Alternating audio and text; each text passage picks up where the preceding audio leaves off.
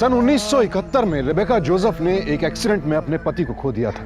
पति के देहांत के बाद उन्हें पता चला कि बिजनेस में नुकसान की वजह से उनके पति गले तक कर्जे में डूबे हुए थे। रेबेका के पास अब कोई चारा नहीं था सिवाय अपना घर बेचने का। कर्ज चुकाने के बाद रेबेका के पास सिर्फ 30,000 रुपए बचे। अब इतनी बड़ी दुनिया में वो अकेली कहां रहती, सो अपनी मां नैन्सी के पास रहने चली आई। नैन्सी अपने छोटे बेटे और बहू अरविन और जेनी और अपने जेठ के बेटे और बहू अल्फ्रेड और मार्था के साथ रहती थी। रेबेका, माय चाइल्ड, ये सब क्या हो गया? कहाँ रहोगी तुम? मामा सब हो जाएगा, सब ठीक होगा। हमको गॉड ने किस बात का पनिश किया हमको?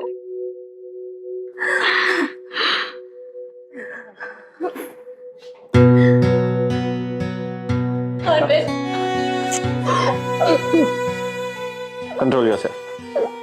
Control yourself, Rebecca. Rebecca. देखो जो भी हुआ उसमें गॉड का मर्जी था।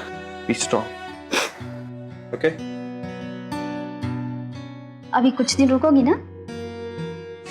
हाँ जेनी, इनफैक्ट मैं यहीं रहूंगी। अब जॉर्ज के बाद और कहाँ जाऊंगी मैं?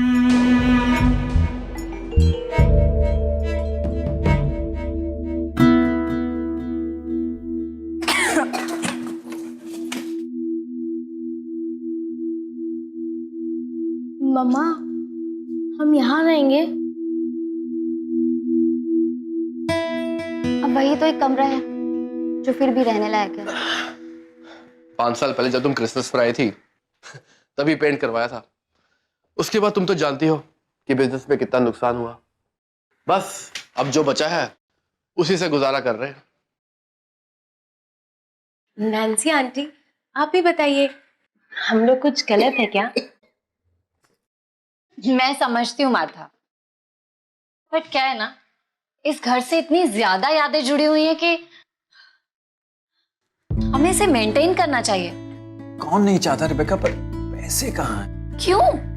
अरे हम सब मिलके कंट्रीब्यूट करेंगे ना।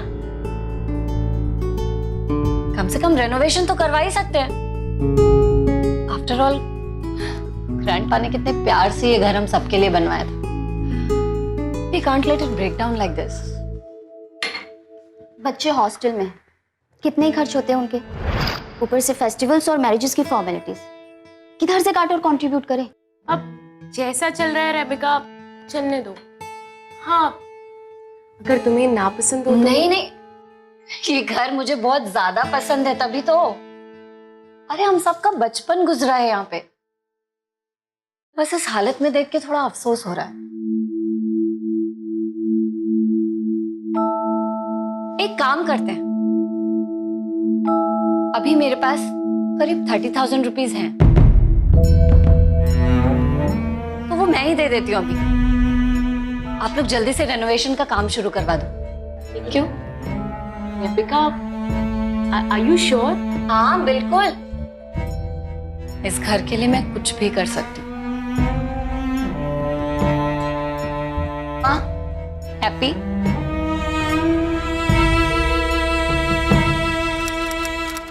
इस रूम में सबसे ज्यादा प्रॉब्लम है, सब लीकेज इधर ही है। ये दीवारें भी गंदी हो चुकी हैं। रेबेका, रेबेका ये कॉन्ट्रैक्टर पीटर सेल्स है। हेलो। कह रहे हैं कि पूरे घर की रिनोवेशन का खर्चा कुछ 27,000 के आसपास आएगा, राइट? अगर तुम वो बैंक से पैसे ले आई हो तो फिर इनको थोड़ा सा एडवांस दे देते हैं, फिर क्या है ना कि कल से ही काम शुरू हो जाए। आप लोग काम शुरू करवा दीजिए, ठीक है ना मम्मा? सारे पैसे घर में लगा लोगी तो तुम्हारे लिए क्या बचेगा? कुछ अपने और बच्चों के लिए भी रख लेती। अब तो उन दोनों की जिम्मेदारी भी तुम ही पर है ना। वो तो है ही मम्मा, लेकिन छत भी तो जरूरी है ना। और वैसे भी अल्फ्रेड और एरविन कोई पराये थोड़े हैं। अच्छा मान लो कल को अगर मुझे कोई जरूरत हुई तो वो भी तो मेरी हेल्प करेंगे ना। कल किसने देखा है रेबेका? अपना फ्यूचर सिक्योर करके चलना चाहिए। Don't worry mama, have faith in God.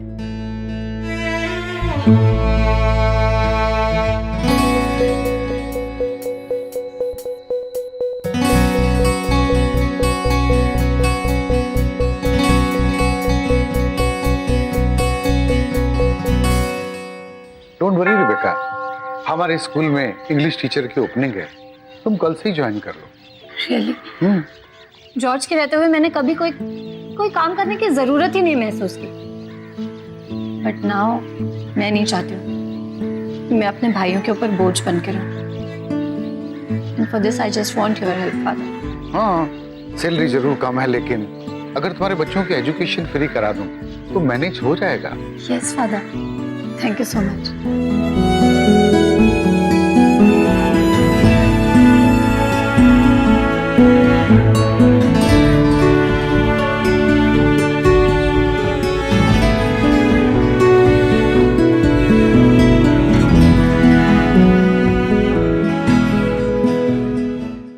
Arvind Charlie, हम कितने सालों से इस रूम में रह रहे हैं ना, बोर हो गई हूँ। अब तो वो ग्रैंडपा का बालकनी वाला रूम भी रेनोवेट हो गया है। मेरा हमेशा से ड्रीम था कि वो रूम हमें मिले। यू नो ना हाउ रोमांटिक इट इज। लेकिन अब वो रूम तो तुम्हारी बहन ले लेगी। तुम कुछ करो ना, उसे उस रूम की क्या जरूरत है, उसे ये रूम दे देते।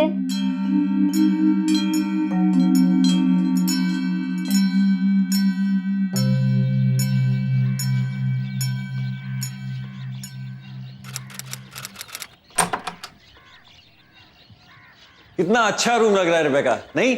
सच? अब से तुम और बच्चे इसी कमरे में शिफ्ट कर जाओ and we will manage in grandpa's room. But grandpa के रूम में तो मैं और बच्चे शिफ्ट। जेनी वाकई चाहती है कि तुम लोग उस कमरे में रहो।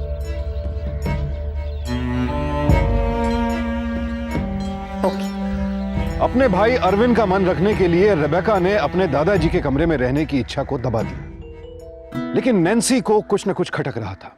पर कहीं ये उनका वहम ना हो, ये सोचकर उन्होंने किसी से कुछ नहीं कहा। फिर एक दिन दुर्भाग्यवश उनकी मौत हो गई। उनका गुजरना रेबेका के लिए जॉर्ज के बाद एक और सहारे के टूटने के बराबर था। बुरे वक्त में ही अपनों की पहचान होती है, रिश्तों के असली रंग सामने आने लगते हैं। जब घर में किसी की मौत होती है, लोग मातम मनाते हैं, मरने वाले को याद करते हैं, लेकिन कुछ घरों में कुछ और ही चर्चा शुरू हो जाती है, जायदाद की। ऐसे घरों में मौत का मातम खत्म भी नहीं होता कि जायदाद के झगड़े शुरू हो जाते हैं। मरने वाले की आत्मा की शांति से ज्यादा लोगों को अपने हिस्से की फिक्र होती है। कुछ ऐसा ही इस घर में भी होने वाला था। अल्फ्रेड, अब तो नैन्सी आंटी भी नहीं रही। लोग, अब हमें कोई डिसीजन ले लेना चाहिए। कुछ सालों में सैम बड़ा हो जाएगा। आगे की पढ़ाई के लिए मुझे उसे लंदन भेजना है, उसके लिए काफी पैसे चाहिए होंगे। और रेबिका और उसके 2 बच्चों का खर्चा कौन उठाएगा? हम उठाएंगे। ना ही तुम्हारी इतनी सेविंग्स है और ना ही बिजनेस में इतना प्रॉफिट कि हम रातों रात अमीर बन जाए। एरविन से स्ट्रीट अवे जाओ और बात कर लो। अब घर ही एक चारा है, अब मौका है कि एफर्ट से बात करके इस प्रॉपर्टी को बेच दो। घर को बेच दो? जेनी, अभी मम्मी की डेथ को 1 हफ्ता भी नहीं हो और तुम कह रही हो घर को बेच दो? अब तुम्हारी मम्मी वापस तो आएगी नहीं, तो ये टाइम पास का नाटक क्यों? कब तक हम तंगी जिंदगी काटेंगे? अब तो घर भी ठीक करा लिया ना, अच्छे पैसे मिल जाएंगे। प्रैक्टिकल सोचो, प्रैक्टिकल। इमोशन में बहने से फ्यूचर नहीं बनेगा।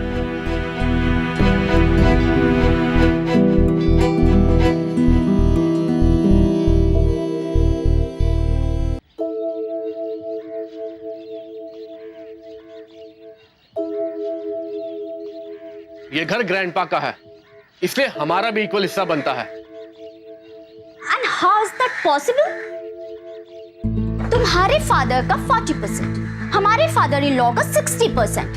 एडविन के फादर ने इस घर को बनाने के लिए ज्यादा पैसे दिए थे। तुम्हारे फादर इन लॉ, वो तो शादी करके लंदन चले गए थे। जब वहां उन्हें कोई काम नहीं मिला तो वो यहाँ वापस आ गए। और फिर एल्फ्रेड के डैड ने उन्हें हेल्प किया बिजनेस सेटअप करने में। जब इस घर के रेनोवेशन की बात हो रही थी तो सारा पैसा मेरी बहन ने लगाया, और अब जब बात बंटवारे की हो रही तो 50-50। अगर इस घर का बराबरी का हिस्सा नहीं हुआ ना तो बात कोर्ट तक जाएगी, समझ गए? अगर कोर्ट गए तो हमारे बच्चों के हाथ क्या आएगा? कुछ नहीं। और फिर अगर किसी को पता चल गया कि प्रॉपर्टी में डिस्प्यूट है तो मकान का रेट भी गिर जाएगा।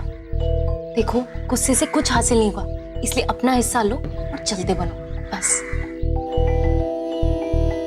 तो अब हम सबको मंजूर है, हमारा 55% और तुम लोगों का 45%।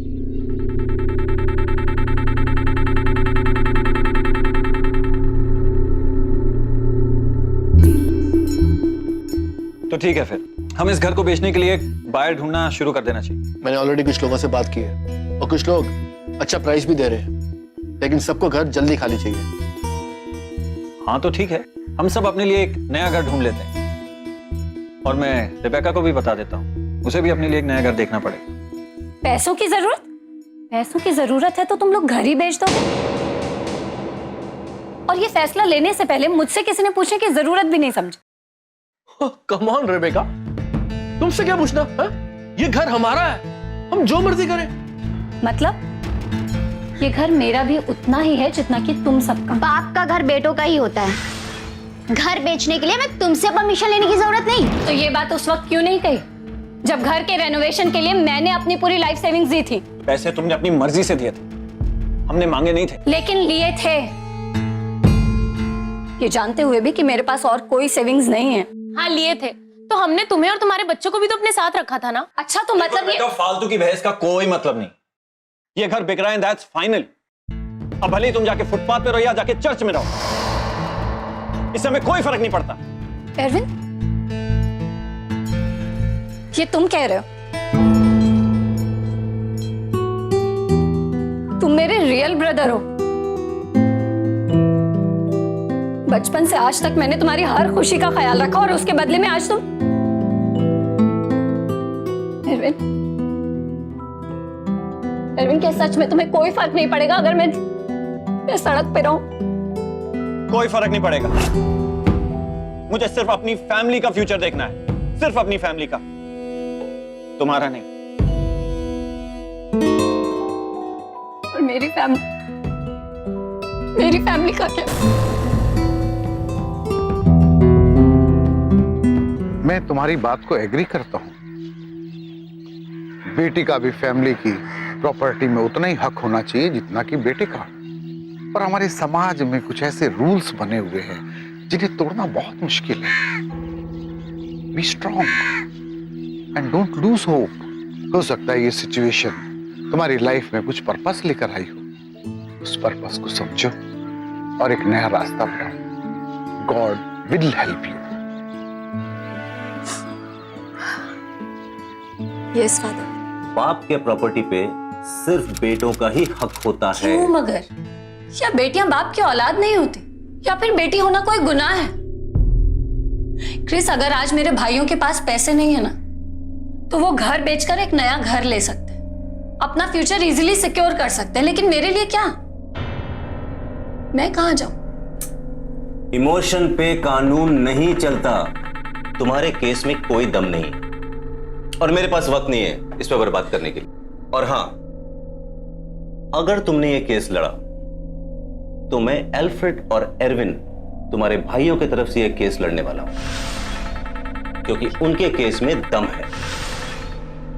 रेबेका के लिए यह लड़ाई आसान नहीं थी। हालांकि इंडियन सक्सेशन एक्ट 1925 में ईसाई और पारसी कानून के तहत बच्चों का पिता की जायदाद पर बराबर हक होता है, लेकिन अर्विन और अल्फ्रेड उस पर त्रवणकोर एंड कोचेन क्रिश्चियन सक्सेशन एक्ट 1916 के तहत केस कर रहे थे, जिसके मुताबिक लड़कियों के लिए शादी के वक्त स्त्रीधन का प्रावधान है और उसकी भी अधिकतम सीमा है 5,000 रुपए, और बिना वसीयत के पिता की जायदाद पर सिर्फ बेटों का हक है, बेटियों का नहीं। इस सूरत में रेबेका को अपने पिता के घर में हिस्सा मिलना नामुमकिन था। प्रावधान गलत था, लेकिन दोनों भाइयों के लिए फायदे का था। पर रेबेका हर हाल में अपना हक चाहती थी।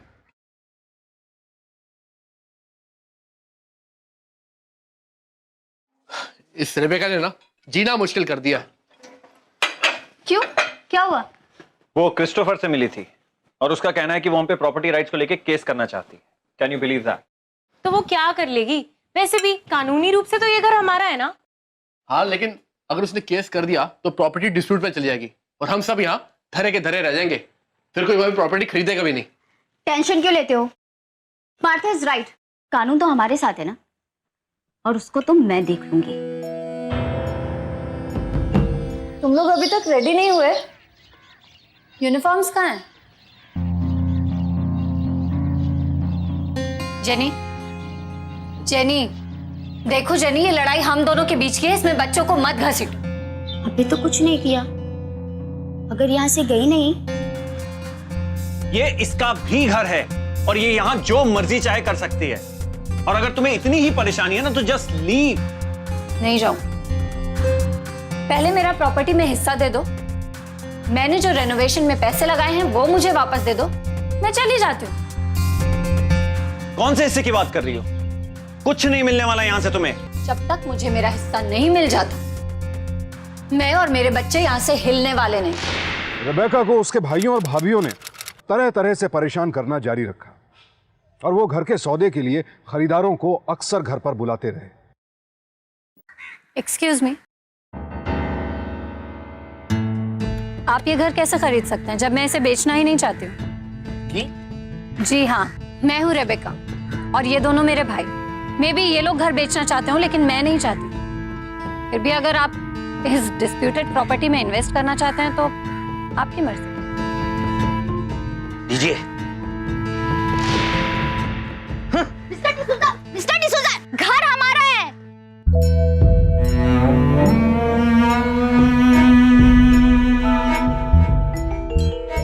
ये ऐसे नहीं मानेगी,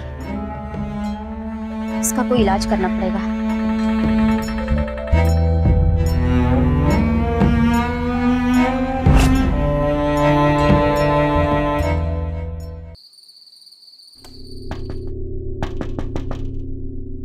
अरे कौन है? सर, आप सारा कमरा अच्छे से तलाश लीजिए। पता नहीं इसने मेरी ज्वेलरी कहाँ चुरा कर रखी है। देखो तुम, उस तरफ देखो, तुम उस तरफ देखो। जेनी, मैं तुम्हारी ज्वेलरी क्यों चुराने लगी? मुझे क्या पता होगा, पैसे की तंगी तो तुम्हें है ना। वैसे भी तुम्हारी नजर हमेशा मेरी ज्वेलरी पर रहती थी। जेनी, ये तुम क्या कह रही हो? मुझे तो मालूम भी नहीं कि तुम्हारे पास कितनी ज्वेलरी है। मैं तुम्हारी ज्वेलरी क्यों चुराऊंगी? जेनी, ये ज्वेलरी आपकी? हाँ इंस्पेक्टर साहब, ये कल शाम से ही गायब थी। वो तो आज ये घर पर थी नहीं, वरना मैं आपको सुबह ही तलाशी के लिए बुला लेती। सर देखिए, मुझे नहीं मालूम कि ये मेरे रूम में कैसे आई। कस्टडी में लो इन्हें। सर मैंने कोई चोरी नहीं की। चलो थाने। मैंने कुछ किया ही नहीं है चलो sir. Thane.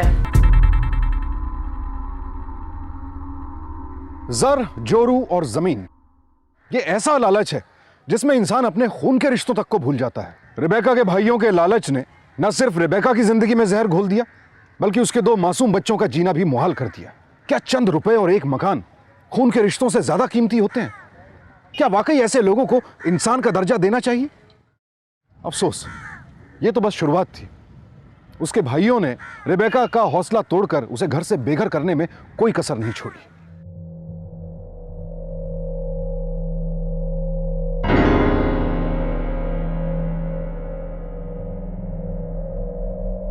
Thanks father, thank you so much कि आपने मेरी बेल करवा दी। सारी रात आई वाज वरीड कि मेरे पीछे मेरे बच्चों का क्या हाल होगा। तुम्हारे बच्चे बहुत होशियार हैं। अगर उन्होंने मुझे नहीं बताया होता तो तुम्हें और कुछ दिन लॉकअप में रहना पड़ता। But don't lose hope. सच्चाई की लड़ाई में रुकावटें, मुश्किलें जरूर आती हैं, लेकिन हौसले बुलंद हो तो विजय सच्चाई की ही होती है।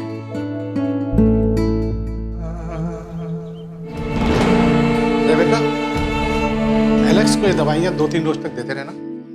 2-3 रोज में इसका बुखार उतर जाएगा। और हाँ, इसको खाना रोज टाइम पर देते रहना। रेबेका, एक बात बोलूं, तुम ये प्रॉपर्टी के फालतू पचड़ों में बिल्कुल मत पड़ो। इनसे कोई फायदा नहीं होने वाला, बल्कि इसकी वजह से तुम्हारे दोनों बच्चे और परेशान होंगे।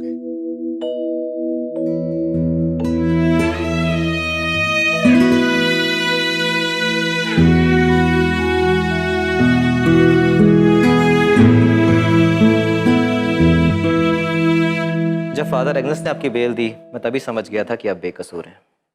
सर, अगर मेरे बच्चे को तकलीफ ना आई होती तो मैं शायद यहाँ कंप्लेंट करने आती ही नहीं। बट सर, वो लोग मेरे साथ जो कर रहे हैं ना, वो ठीक नहीं है। मैंने क्या मांगा है? सिर्फ अपना हक ना। सर, प्रॉपर्टी में मेरा हिस्सा ना देकर वो मुझसे मेरा बर्थ राइट छीन रहे।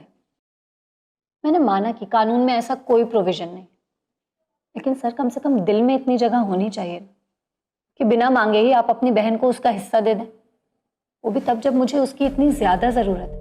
आखिर मैं भी तो उसी फैमिली में पैदा हुई हूँ। एरविन और मेरे पेरेंट्स एक ही तो हैं, तो फिर इतने ज्यादा जेंडर बायस क्यों? मैं आपकी बात समझ रहा हूं। यामिनी मूर्ति, शहर की जानी मानी लॉयर है, इनकी फीस थोड़ी ज़्यादा है और ये बहुत ही सिलेक्टिव केस लेती है। वैसे ये शाम को झील के पास वॉक के लिए आती है, आप वहाँ मिलने की कोशिश कीजिए। सर, आपने हमें यहाँ क्यों बुलाया? ये इनके बैंक के रिकॉर्ड्स हैं और रेनोवेशन की रिसिप्ट जिन पर इन्हीं का नाम है।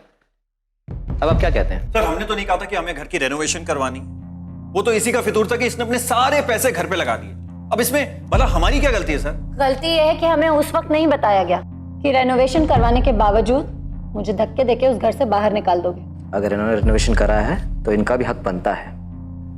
और वैसे आप किसी को भी बेइज्जत करके घर से बाहर नहीं निकाल सकते। जब तक आप इनके एक एक पैसे वापस नहीं करते हैं तब तक ये वहीं पर रहेंगी। ठीक है ना सर, जब पैसे आएंगे तब दे देंगे, अभी तो पीछा छोड़ो। और सर, कानून भी तो ये कहता है। मिस्टर अल्फर्ड गोंसाल्विस, कानून आप मुझे मत सिखाइए। अगर उस दिन उन्होंने कंप्लेंट वापस ले लिया ना, इसी वजह से आपकी वाइफ बाहर है, वरना वो भी जेल में होती। जाइए, कुछ इंसानियत सीखिए। आपकी बहन है ये, कोई गैर नहीं। जमीन जायदाद के ये झगड़े हमारे देश में बेहद आम हैं। इस वक्त भी ना जाने कितने परिवारों में जायदाद को लेकर मनमुटाव चल रहे होंगे। लेकिन अब रेबेका के पास क्या रास्ता था?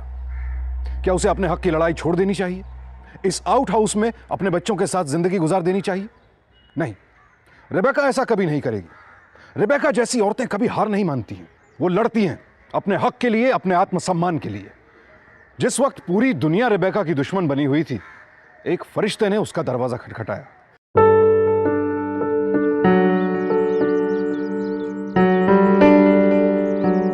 Hello kids. Alex, sorry ma'am, बच्चों ने आपको डिस्टर्ब किया। No, it's okay. वैसे बहुत प्यारे हैं बच्चे आपके। Thank you. आप यामिनी मूर्ति है ना? हेलो मैम, एक्चुअली मैं रेबेका जोसेफ हूँ। इंस्पेक्टर कृष्णन, उन्होंने बताया आपके बारे में। मैम, अगर आपको प्रॉब्लम ना हो और थोड़ा टाइम हो आपके पास तो मैं कुछ बात करना चाहती हूँ। वैसे मैं ऐसे किसी को एंटरटेन नहीं करती। तुम कल शाम मेरे घर आ जाना। ये बात ठीक है कि सच की हमेशा जीत होती है, लेकिन सच के साथ टिक पाना बहुत मुश्किल है। यामिनी जी, ये लड़ाई अब मैं सिर्फ अपने लिए नहीं बल्कि उन तमाम औरतों के लिए लड़ रही हूँ जो शायद मेरी ही सिचुएशन से कभी ना कभी गुजरी हैं, लेकिन वो अपने लिए कभी नहीं लड़ पाई। अब मैं ये लड़ाई सिर्फ अपने लिए नहीं बल्कि कानून में एक नया प्रावधान लाने के लिए लड़ रही हूँ, ताकि कल को मेरे एलेक्स और सोफी के बीच प्यार में कोई कमी ना आए, बाद में जाके इन दोनों के बीच में भेदभाव ना हो पाए। ये वकालतनामा है, साइन कर दो। योर ऑनर, मेरी क्लाइंट मिसेस रेबेका जोसेफ ने कोर्ट में अपने अधिकारों के लिए पेटिशन फाइल किया है। यामिनी ने अदालत के सामने रेबेका का पक्ष रखा, लेकिन कानूनी प्रावधान और दोस्त रिश्तेदार सब उसके खिलाफ थे। पर रेबेका ने हिम्मत नहीं हारी। हर तारीख पर उसे लगता कि अब इंसाफ मिलेगा, पर शाम होते होते बस मायूसी हाथ लगती। रेबेका के भाइयों का पलड़ा शुरू से ही भारी था, क्योंकि कानून उनके साथ था। ऐसे में एक दिन अदालत ने भी फैसला रेबेका के खिलाफ सुना दिया। फैसला सुनकर उसके भाइयों की तो बांछें खिल गईं, पर रेबेका कहीं ना कहीं कुछ टूट गई।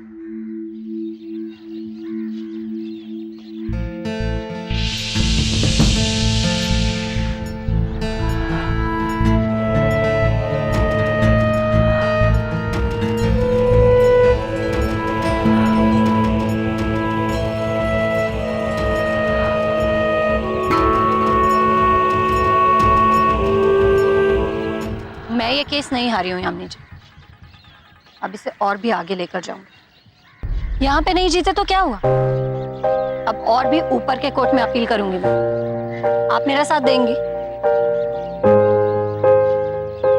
मैं तुम्हारे सच्चाई के साथ हूँ रेबेका। कल ही मैं अपील डाल दूंगी और 2 दिन में तुम्हारे भाइयों को पता चल जाएगा कि हम चुप बैठने वालों में से नहीं हैं। Thank you. कौन हो तुम लोग? बहुत नेता बनती है, बड़ा शौक है तुझे कोर्ट जाने का। कर दूं तेरा फैसला अभी के अभी। अपना केस वापस ले ले कल के कल, और इस घर को छोड़ के रफा दफा हो जाए यहाँ से, वरना अगली बार तेरे दोनों किसी नाले में पड़े मिलेंगे। तुम लोग जैसा कह रहे हो मैं वैसा ही करूंगी। मैं कल ही जाके केस वापस ले लूंगी और चुपचाप यहाँ से चली जाऊंगी। इंस्पेक्टर, कल रात उन्होंने जो भी किया वो मुझे डराने के लिए किया, यहां तक कि मेरे बच्चों को मारने की धमकी भी दिलवाई। लेकिन मैं अब डरने वाली नहीं हूं। आप मेरे भाइयों के अगेंस्ट कंप्लेंट लिखिए। आप वाकई में मिसाल है। आपके साथ कोई हो न हो, मैं आपके साथ हूं। आपकी सुरक्षा अब मेरी जिम्मेदारी है। आप बेफिक्र रहिए, आपके और आपके बच्चों को कोई छू भी नहीं पाएगा। रेबेका ने अपनी जंग जारी रखी। उसके भाइयों ने उसके दिल में डर पैदा करने की कोशिश की, लेकिन इस घटना ने रेबेका के इरादे को और मजबूत कर दिया। लेकिन अभी काफी संघर्ष बाकी था। निचली अदालत ने रेबेका के विरुद्ध फैसला सुनाया था, पर रेबेका ने हिम्मत नहीं हारी। उसने इस फैसले को हाई कोर्ट में चुनौती देने की ठानी, और इस पूरे वाकये में यामिनी हर वक्त उसके साथ रही, क्योंकि उन्होंने रेबेका के अंदर सच के लिए लड़ने का जज्बा देखा था।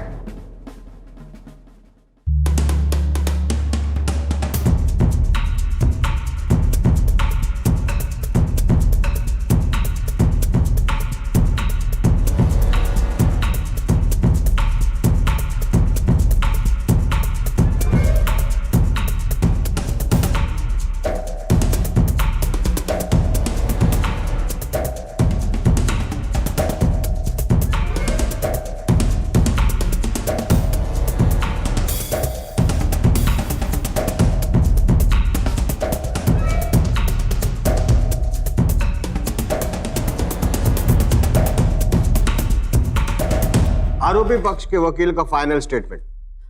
सर, अगर ऑनरेबल कोर्ट परमिशन दे तो मेरी क्लाइंट ऑनरेबल कोर्ट से कुछ कहना चाहेंगे। Permission granted. Thank you sir. Thank you sir. Sir, सदियों से औरतों को बोझ समझा जाता है। माँ बाप बेटी की शादी करके अपने सर का बोझ किसी दूसरे के सर डाल देते। क्या वाकई में हम औरतें इतना बड़ा बोझ हैं? लड़कों को तो बुढ़ापे का सहारा कहा जाता है, पर क्या सच में ऐसा होता है? सर, कितने ऐसे लड़के हैं जो अपने माँ बाप को बुढ़ापे में अकेला छोड़ देते, लेकिन जब प्रॉपर्टी की बात आती है तो उस पर अपना हक जताते हैं। क्यों? क्योंकि उनके लिए माँ बाप सिर्फ पैसों का जरिया है। अगर लड़की मरती है तो मरती रहे, लेकिन लड़के कानूनी रूप से वारिस बनकर उन्हीं पैसों को उड़ाते रहे, ऐश करते रहे। क्या ये जायज है सर? सर, ये कैसा न्याय है? पैदा दोनों हो, लेकिन प्रॉपर्टी पर हक सिर्फ बेटों का। ऐसा फर्क क्यों? अगर बेटा अपना एक भी फर्ज नहीं निभाता है तो भी वो कानूनी रूप से वारिस, और बेटी बचपन से माँ के काम में हाथ बटाए, बाप के पैर दबाए, माँ बाप की देखभाल करे, छोटे भाई बहनों की देखभाल करे। जिस खूंटे से बनने को कहा जाए उसमें बनने के लिए चुपचाप चली जाए, अपने सारे कर्तव्य निभाए, फिर भी अधिकारों के वक्त उसी बेटी को दरकिनार कर दिया जाए। नहीं हो रहा, ये न्याय नहीं हो सकता। बेटी को बोझ समझा जाए, ये न्याय नहीं है। बेटी के अधिकारों को नकार कर उसे बेसहारा सड़क पर मरने के लिए छोड़ दिया जाए, ये न्याय नहीं है सर। सर, आज मैं यहाँ सिर्फ अपने लिए नहीं आई हूँ, बल्कि मैं पूरे समाज, पूरे देश की औरतों के लिए न्याय मांगने आई हूँ।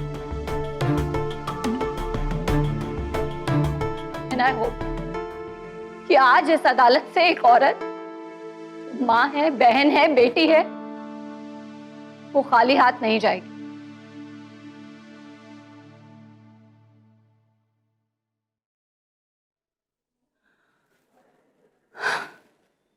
थैंक यू सर, मुझे सिर्फ इतना ही कहना था।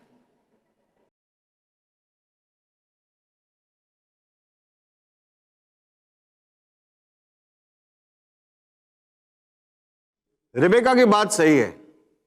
लड़का और लड़की समान है और खानदानी जायदाद में सबका बराबर का हिस्सा होना चाहिए।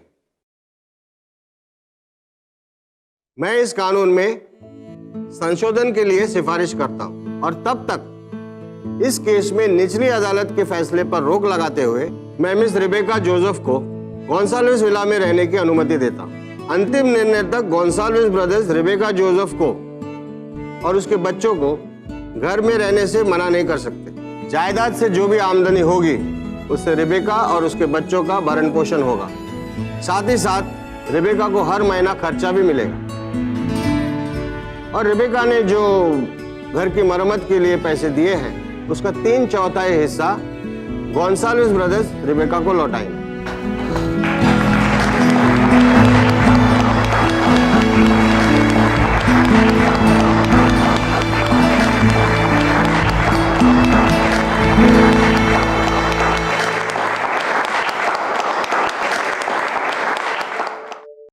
यह एक ऐतिहासिक फैसला था। हाईकोर्ट ने न सिर्फ निचली अदालत के फैसले को खारिज किया बल्कि रिबेका का पक्ष समझते हुए तात्कालिक फैसला सुनाया और साथ ही संसद से अपील की कि वो कानून में तब्दीली लाए। रिबेका के भाई अब मजबूर थे, वो किसी भी सूरत में रिबेका को उस घर से नहीं निकाल सकते थे। दूसरी तरफ इंस्पेक्टर कृष्णन उन गुंडों को ढूंढ रहे थे जिन्होंने केस वापस लेने के लिए रिबेका पर हमला किया था और आखिरकार एक दिन वो पकड़े ही गए। पुलिस के दबाव में उन्होंने सच उगल दिया कि रिबेका के भाइयों ने ही रिबेका को धमकाने के लिए उन्हें पैसे दिए थे। रिबेका को धमकाने के आरोप में पुलिस ने उसके भाइयों और उनके पूरे परिवार को गिरफ्तार कर लिया। आर यू श्योर आप अपना कंप्लेंट वापस लेना चाहती हैं?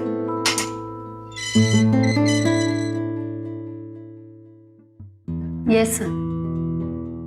सर चाहे ये मुझे अपनी बहन माने या ना माने, मैं तो आज भी इन्हें अपना भाई मानती हूँ और इनकी सारी गलतियां माफ करती हूँ।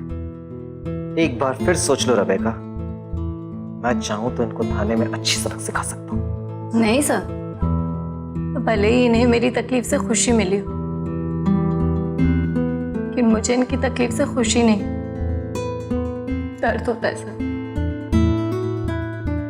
हो सकता है कि ये अपनी बहन को ठंड में सिकुड़ता हुआ बाहर अंधेरी रात में देखकर ये बहुत खुश हुए,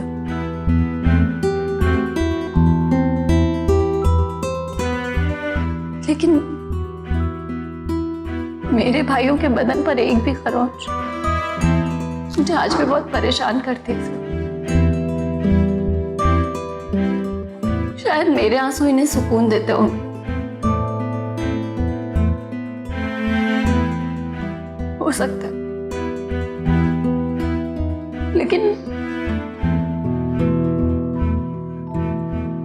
मेरे भाइयों की आंखों से आंसू बहे मेरी वजह से, ये मैं बर्दाश्त नहीं कर पाऊंगी।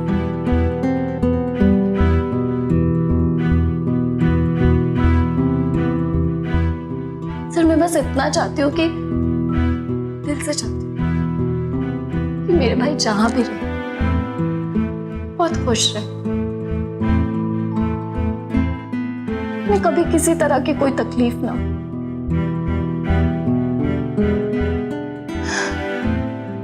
मैं ये कंप्लेंट वापस लेती हूँ सर।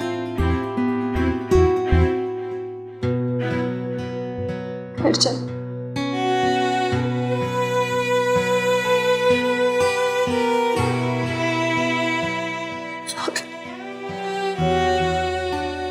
नो।